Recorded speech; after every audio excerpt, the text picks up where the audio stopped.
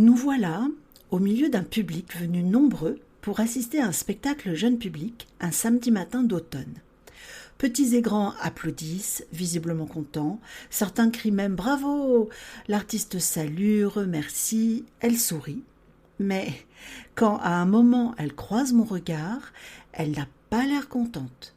Et je sais pourquoi, et je suis vraiment, vraiment honteuse. Aujourd'hui, je te raconte comment j'ai gâché la fin d'un spectacle, faute d'attention.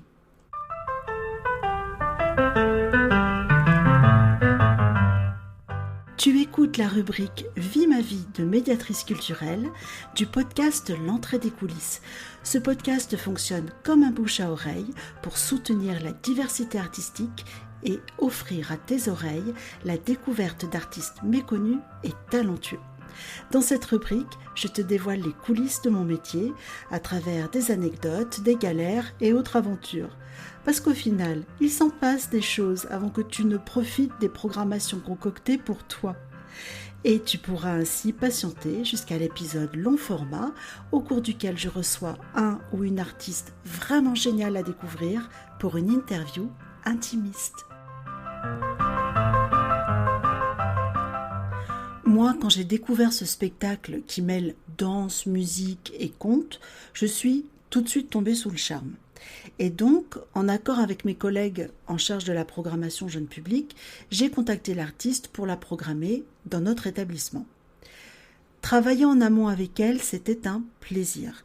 La fiche technique était simple, claire, les documents administratifs envoyés rapidement, et puis, elle est super sympa. Et ça compte dans le package achat de spectacle, ça compte de travailler avec des personnes sympas. Et heureusement pour moi, tu vas l'entendre, elle l'est vraiment. Donc, voici notre artiste qui arrive bien avant l'ouverture au public pour installer son décor, se préparer dans la loge, prendre le temps de boire un thé, etc. Et prendre le temps de régler les lumières. Bon, c'est un bien grand mot. La salle est juste équipée de 3 rangs de 4 projecteurs et 2 gros spots latéraux. Petite précision, nous sommes dans un lieu culturel que l'on peut qualifier d'alternatif. Dans notre équipe, il n'y a aucun technicien son ou lumière ou régisseur de métier.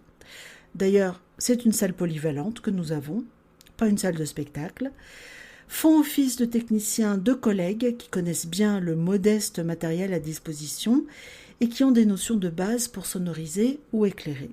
Mais, ce matin-là, aucun de ces 2 collègues ne sont présents.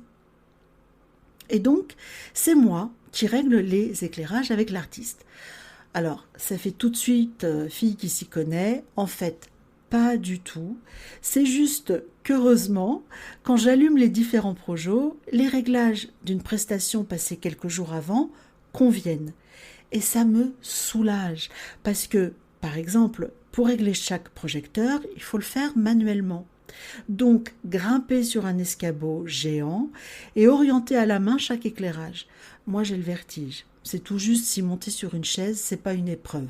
Bon, là, tout va bien, l'orientation, l'intensité, les nuances des spots, tout va bien, ça lui convient. Son décor, ce sont différents cubes sur lesquels elle peut monter, sur lesquels elle peut danser ou dans lesquels elle peut se cacher et qu'elle peut ouvrir comme une boîte. Bref, tout est en place. Et puis côté technique, si on peut appeler ça comme ça, je n'ai rien à faire, sinon au début de spectacle, allumer la rangée de spots prévus, faire le noir à la fin et rallumer la salle pour les bravos. Tout ça en appuyant sur un interrupteur et un bouton fastoche. Et là, l'artiste m'indique une petite subtilité. Pour une séquence précise qui arrive en fin de spectacle, elle me demande, premièrement, d'éteindre toutes les lumières. Deuxièmement, de faire le noir pendant 5 secondes. Pendant ce temps, elle entre dans un des cubes. Troisièmement, que je rallume la rangée de projos. Et là, elle ouvre le dessus du cube, elle se redresse, elle chante une dernière chanson. Et cette chanson, c'est son final. Et quatrièmement, là, je peux faire le noir total et rallumer pour les bravos. Tu vois la scène. Bon. Alors quand même, on fait une très rapide répétition, une seule fois, une répétition de ce final en 2 temps. Elle me montre quel geste précis elle va faire et que ce geste sera le signal. Donc ok, j'éteins, je rallume, tout ça au moment où il faut. Et là, l'artiste me dit, quand on fait le noir, les gens pensent tout le temps que le spectacle est fini, ils applaudissent et boum, la lumière revient, et ils sont tout étonnés parce que je chante, et c'était pas fini. Alors Isabelle, ne te laisse pas avoir par les applaudissements, et pense bien à rallumer juste l'éclairage de scène, ok? Sinon, mon final est foutu. Bon, tu me vois venir. Moi, je sortais d'une vraie nuit d'insomnie. Je manquais terriblement de sommeil, j'avais pas le moral et j'étais pas du tout au taquet. Et quand ce fameux faux final approche, je réalise que je ne sais plus ce que je dois faire. J'ai rien retenu. Je sais, c'était pas compliqué, mais voilà, je ne sais plus ce que je dois faire, dans quel ordre, quand, et bien sûr, j'ai pris aucune note. Alors, quand je vois le fameux geste signal, oui, je fais bien le noir, mais sans attendre tout de suite, je rallume la salle en plein feu. Ce qu'il ne fallait pas remettre. Mais je me suis souvenu de rien sur le moment. Et donc du coup, oui, la salle applaudit effectivement. Ils pensent que c'est fini. Et l'artiste n'a pas pu faire le final de son spectacle avec la chanson. Voilà, end of the game. Bon, après, quand le public est parti, je suis bien évidemment allée m'excuser auprès de cet artiste. Et elle m'a dit que oui, sur le coup, ça l'avait contrariée, mais que c'était pas si grave après tout. Les gens étaient contents, c'était l'essentiel. Et puis ce n'était pas de ma faute, elle ne m'avait pas prévenue, et on n'avait répété qu'une seule fois. Et bien moi, entre le manque de sommeil, la honte et sa gentillesse, j'ai fondu en larmes. Et me voilà dans les bras de l'artiste à pleurer. Et elle me répétait « Mais c'est pas grave Isabelle, vraiment, c'est pas grave !» Bref, en conclusion, tenir une régie son en lumière, ça ne s'improvise pas, c'est un métier.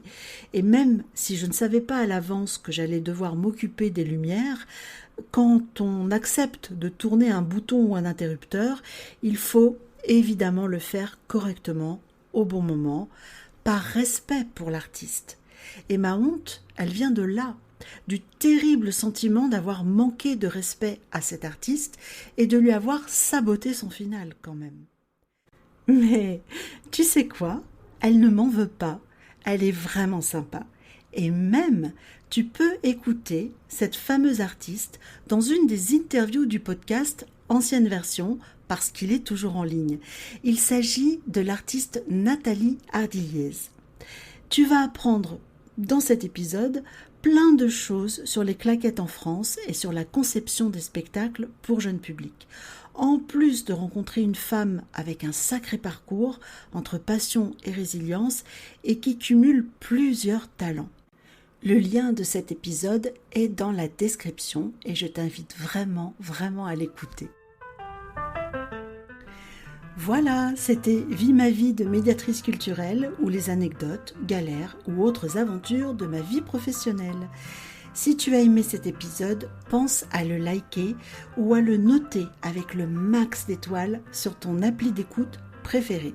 Cela m'aide à faire grandir le podcast et à soutenir mon travail.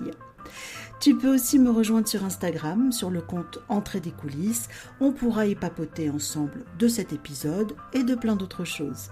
Et rendez-vous pour l'épisode long format où j'interviewe un ou une artiste qui n'a rien à envier au plus grand, je t'assure, et qui t'apportera de quoi nourrir ta curiosité artistique. Allez-y, on referme cette rubrique. À très bientôt.